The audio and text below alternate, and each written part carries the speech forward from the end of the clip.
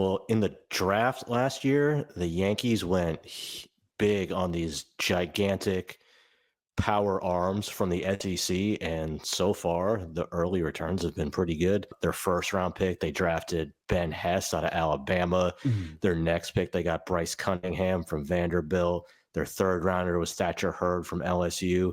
And Hess and Cunningham have Mm. pitched really well in high A's. Cunningham in particular, they got him in the second round. I thought he could have been a first round pick. He's Mhm. 6'5, 230 pounds, number 4 prospect in the Yankee system. He's got a 22 to 2 strikeout to walk mark so far in Mm. 18 innings and a 350 ERA. He's pounding the strike zone, fastballs low to mid 90s. He'll touch 97s, and it plays up because it's that high carry type fastball with good extension. The changeup is plus. It's getting miss rates over 50% when he was at Vanderbilt, and it's continuing to be a high swing and miss pitch for him. I don't see that changing either at higher levels. It's just a really high quality pitch for him. Mhm. The slider too it's a solid pitch. It's not. I like the fastball and changeup better, but it's not like he can't spin a breaking ball. It's just not as good to me as his changeup. So I look at that whole package. Strong, 6'5", right-handed pitcher who's been throwing strikes, 3 quality pitches, 2 of which I think you could say are plus. I think he's somebody who could be a mid-rotation starter. I'm pretty excited to see the start he's off to. Yeah, Bryce Cunningham was kind of your guy. I think you took him like every staff draft that we had leading up to the draft a year ago. Yeah, we had him ranked 39 in the class. We had Ben Hess ranked 38 in the class. They did go Ben Hess, then Bryce Cunningham, but I believe Ben Hess took an underslot deal where he was drafted. Bryce Cunningham slid to an overslot, and really these guys like kind of Josh writes about in the Yankees prospect handbook, like they kind of characterize the Yankees draft class in a lot of ways, just big physical college pitchers with stuff. Does seem like maybe Bryce Cunningham has a little bit more touch and feel, a little bit more present control than Ben Hess, who you could maybe say has a little bit more electricity on the fastball and slider combo. But yeah, I'm a fan of both these players. I'll be really curious to see, like, you're high on Bryce Cunningham. You've always been pretty high on him. I'll be curious to see like how the Yankees are able to develop Hess, although like I don't know that historically like his weaknesses are areas that jump out to me as like an area the Yankees have really done a nice job with pitchers. Not to say that they're not doing a good job developing players. I just think like when I think of Yankees pitching development, I don't necessarily think of them sharpening up control for like effective pitchers. I could be maybe discounting what they've done with some arms, but the walk rate with Hess is really the big question mark. And like you mentioned, Bryce Cunningham, strikeout to walk, really effective for him. He's got what, 2 walks, 1 walk in each of his last 2 outings. Ben Hess, first 2 were really loud for him He from a was really strikeout. good those first 2 starts. Yeah, first 2 games, 9 punch outs, both games, 1 walk his first game, 2 walks and a hit batter's second, and then third outing kind of snowballed a little bit on him. 6 hits, homer, 5 earned runs, 6 walks, and 1 hit batter. So would like to see a little bit more control for him moving forward. But overall, yeah, both these guys have been pretty good to start out. And Cunningham in particular has just a really unique changeup. I want to kind of bring up changeups a little bit later in today's episode, but it's like a high spin, really heavy fading pitch that, to your point, has always been effective. And it sounds like it continues to be effective for him. Yeah, and with Hess, I mean, another enormous guy, 6'5", 255. We have him ranked 1 spot ahead of Cunningham at number 3 on the Yankees list. Just power arm, fastball regularly in the mid-90s. He's up to 99. And like Cunningham too, I mean, I think that's probably another quality that they were looking at with the fastball of not just he throws hard, but he throws hard with some pretty interesting properties to it, where the vertical break on it rides up, it misses bats when he elevates, and I think he has a better breaking ball than Bryce Cunningham. Yes. And he'll flashy feel for a changeup. I like Cunningham's changeup better, but there's feel for a changeup. The risk. Yeah, we have we have a 60 on Hess's slider. I believe we've got a 50 right now on Cunningham's slider in the most updated Yankees report. So yeah, I'd agree with that. I think that tracks back to how we viewed them pre-draft as well. I mean, neither of these guys debuted after signing, so this is kind of our first taste of them in pro ball. And I would say they haven't looked shockingly different than maybe we expected them to, but it is good to see just the kind of early performance. But yeah, go on. I didn't mean to cut you off. Yeah, I was just saying the concern with Ben Hess would be what we saw his last outing, where it looked great for Mm-hmm. 2 starts, and then the last one it seemed to unravel on him, and that's what we saw during his draft year at Yep. Alabama. I mean, he wasn't good. I mean, like, I don't know, he had a 5.80 ERA.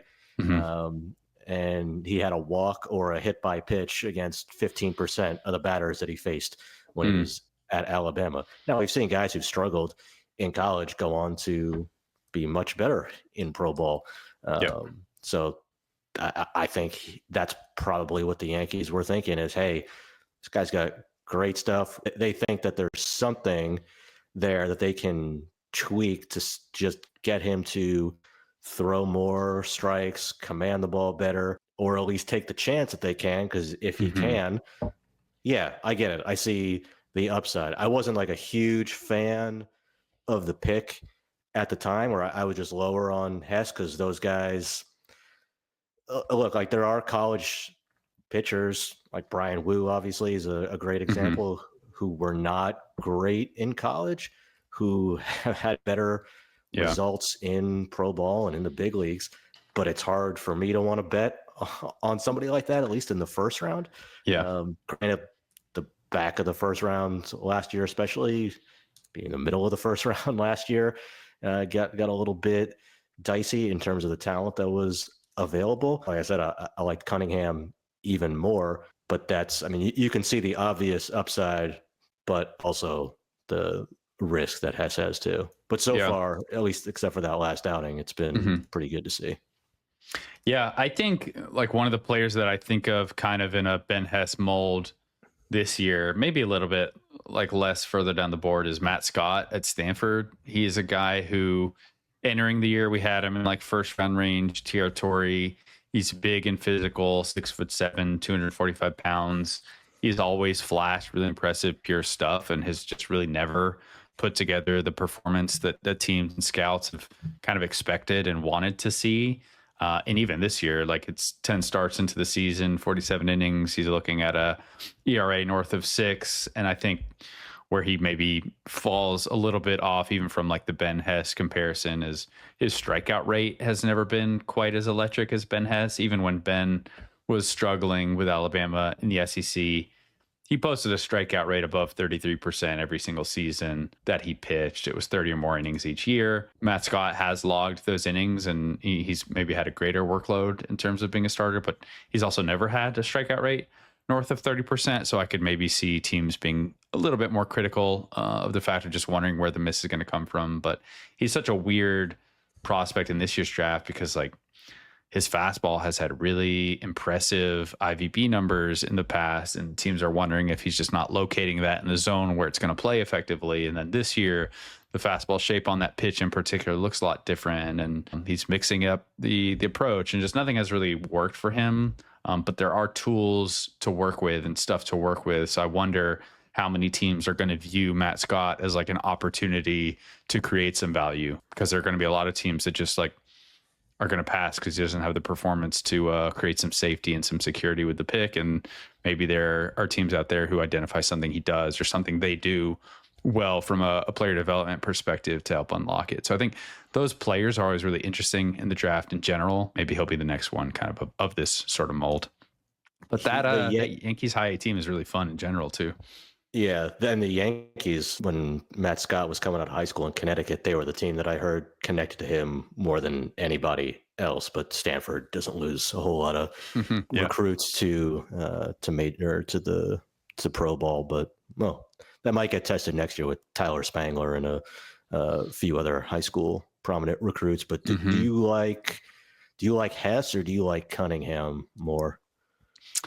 If I had to pick one, I feel like Cunningham is typically my more sort of mold of player. I think I liked Ben Hess more in the draft though last year. I mean, we had them really neck and neck on our draft board. I really don't feel too strongly one way or another. They have their strengths and weaknesses. They're similar in some ways and different in others. The one thing that was really odd with Cunningham that we haven't touched on is like his his home road splits. His draft year with Vanderbilt were really extreme, and I'm not sure if there was like a specific reason for that. He was always better seemingly at Nashville. It was, if you go through and look at his college stat line, you can go to his player bio on Vanderbilt's website and just click stats and look through. It's kind of shocking how just seemingly every time he was on the road, it was not a great outing, and every time he was at home, he was really solid. I don't know why that is. If I had to pick one, I might just take Cunningham because of the control piece, but it's very close for me. Yeah, I think I'd give Cunningham the edge too. Carlos Lagrange is on that Hudson Valley staff too. I mean, he certainly fits the mold. 6'7", I think he's listed 230, maybe more. I mean, he's got a 24-5 strikeout to walk mark in 14 innings. It's a 14%, or excuse me, a 41% K rate. The ERA is 5.14. It's early. I mean, the stuff is exciting though. I mean, he was a 2022 international signing out of the Dominican Republic. He's 22 now. We haven't seen him throw more than 45 innings in a season, in part because last year was his first year when he got to a full season league, and then he missed most of the year with a back injury. So the track record of strike throwing with him is not great. This is a 6'7" right-handed pitcher whose fastball is going to push north of 100 miles an hour. The slider flashes plus. He might have the best breaking ball between him, Ben Hess, and Bryce Cunningham. But I think there's also the most relief risk with him because the arsenal just is not as deep as those other guys, and the durability is a bigger question mark with him. Yeah, pulling up the South Atlantic League strikeout leaders right now.